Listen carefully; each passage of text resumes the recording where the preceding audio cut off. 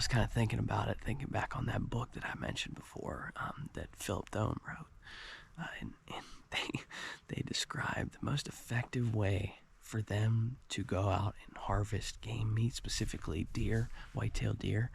They would carve out these canoes out of big logs, and they would have 3 people in each canoe, so they'd be like 15, 20 foot long or whatever, and they would make a fire in the middle of the canoe, and they would just drift down the river real slow, drift down the river. The guy in the back would paddle, or I guess it'd be more like steering. He'd steer them, down the river, and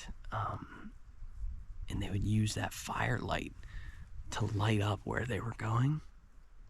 And eventually they'd run into deer that were, crossing the creek or whatever. And they would use the light to see the deer, and they just shoot them from the boat. And they say to kill 5, 6, 7 deer at a time, using that method. And it's pretty genius for, if you're specifically looking to harvest game. But then again, that's the reason that we have laws in place so that you can't hunt at night. But I think that's the first instance of spotlighting deer.